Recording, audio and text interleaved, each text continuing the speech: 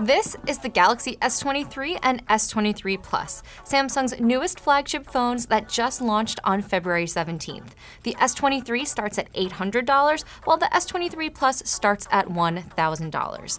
Compared to last year's phones, these new devices have bigger batteries, faster performance, a better selfie camera, and a slightly different design. Now you might notice I didn't mention anything about the camera. That's because the camera is largely the same as the S22's.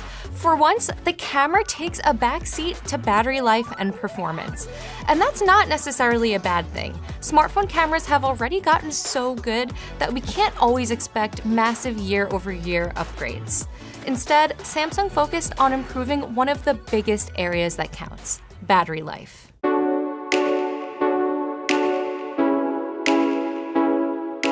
So compared to the S22, both phones have slightly larger batteries. The regular S23 now has a 3900 milliamp battery, while the S23 Plus has a 4700 milliamp battery. For comparison's sake, the S22 had a 3700 milliamp battery, while the S22 Plus had a 45 milliamp battery. And it's not just about the size of the batteries, both phones also have a new processor, a specialized version of the Qualcomm Snapdragon 8 Gen 2 processor that was optimized specifically for these phones that also makes them a bit more power efficient. Now, I've only had these phones for a few days, but I can already tell that there's a difference in battery life. So with the S22, if you read my review from last year, you probably know that battery life was one of my biggest concerns. But so far I'm seeing an improvement with the S23. So for example, I had a really busy day with heavy usage where I was running benchmarks, taking photos for this review, recording some videos, making a video call, and I still had 46% of the S23's battery left by around 9:45 p.m. Now, compared to the S22, I would probably have about, I would say, 30 to 40% battery life at the end of the day around 9 p.m. after a really busy day at the office. So even though that might not sound like a huge leap and it's not an apples to apples comparison, it does show that Samsung has made some progress when it comes to battery life. So to really get a better sense of how Samsung has changed the battery this year, I performed a couple of other tests as well. One test that I did was this 45-minute endurance test where we do a little bit of everything that we think most people would be doing on their phones. So that includes playing video games, making a quick video call, streaming videos on YouTube, a variety of things that we think people are probably using their phones for in most scenarios. And at the end of that 45-minute test period, both the Galaxy S23 and S23 Plus had about 2 to 3 percentage points higher in their battery life compared to the S22 and S22 Plus. So again, not a massive improvement, but still shows that there is progress being made in this area. Now, another test that I did was I cranked the screen brightness all the way to 100% and played a video on YouTube for 3 hours. And at every hour, I checked the battery percentage to see how much the battery was draining. So at the end of that 3-hour period, the S23 still had 81% of its battery left, whereas the S22 had 71% of its battery left. So that's a pretty big jump. For the S23 Plus, that phone had 84% of its battery left, while the S22 Plus had 79% left. So again, this is a somewhat significant improvement that we're seeing. Again, we've only had the phone for a few days. The real test will be how it holds up over time, but so far we're really pleased with the battery improvements we're seeing so far. Now, the one complaint that I do have as it relates to battery life is that Samsung hasn't really pushed anything forward when it comes to charging speeds. The S23 still charges at 25 watts, whereas the S23 Plus still charges at 45 watts, and that's the same as last year's phones, which isn't a huge deal. It's not a deal breaker. I think most people tend to charge their phones overnight anyway, but it still would have been nice to see Samsung kind of push that forward, especially since a few of its competitors like Xiaomi and OnePlus have really been making bigger strides in speeding up the charging time. Now, battery life is only one area where that new processor comes into play. We're also seeing some faster performance on these devices so far.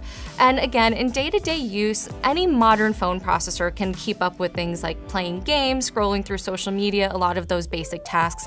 But the biggest area where I saw a performance boost was when I was exporting 4K video. So I exported a 30-second clip in 4K to 1080p, and I noticed that these new phones, the S23 and S23 Plus, were a few seconds faster than last year's S22 Ultra. So again, this might not be a deal breaker for most people, but if you do edit some video on your phone, you might appreciate that boost in performance. We also saw an increase in performance when it comes to benchmark tests as well, and we've run a couple of benchmarks, Geekbench 5 if you're familiar with that, and 3D Mark Wildlife. And these benchmarks are really meant to test general computing performance, but also performance in short, intense bursts, which is meant to kind of simulate intense mobile gaming and things like that. And in both of those benchmarks, the S23 and S23 Plus did outperform last year's phones. Now, moving on to the camera. So the camera is pretty much the same as the S22's camera. So that means you get a 50 megapixel main camera, a 12 megapixel ultra-wide camera, and a 10 megapixel telephoto lens. You also get that same 3 times optical zoom and 30 times digital zoom. So again, there isn't much that's new or different this year. The one thing I noticed was that low light photography is a little bit better compared to the S22. Samsung did make some improvements on the back end, partially thanks to that new processor. So one of my favorite examples of this is this photo that I took in a dim restaurant of my husband on Valentine's Day. Both of these photos are pretty clear, but if you look at the S23s, you can see that there's a bit more clarity in his face, and his face is a little bit brighter. Now, compared to other phones like the Pixel 7 Pro and the iPhone 14, I generally feel like Samsung exaggerates color or sometimes makes colors look a bit too bright. So this isn't necessarily a bad thing. It really depends on your preferences, and it also depends on the photo. In some circumstances, I think the extra color can make the photo look more flattering.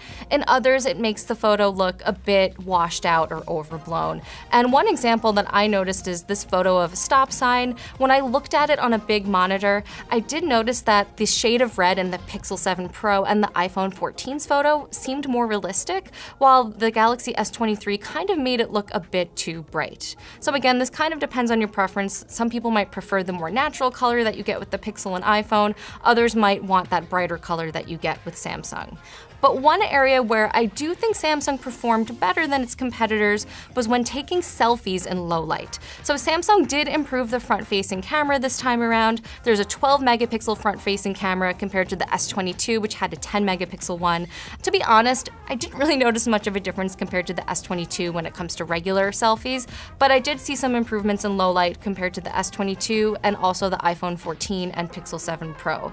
So you have to look really closely to see it, but if you look at this photo, you'll notice the strands of my hair and my eyebrows, things like that, are a bit more crisp in the S23's photo. Now, when it comes to zoom, like I mentioned, you get the same zoom options as you got with last year's S22, which is a lot more than you get with the iPhone 14. That phone only has a 1 times optical zoom and a 5 times digital zoom. But the Pixel 7 Pro honestly does a lot better than Samsung in this regard, in my experience. And take a look at this photo that I took of a no parking sign at 30 times zoom. You can just see the Pixel 7 Pro's is much more crisp and clear and detailed.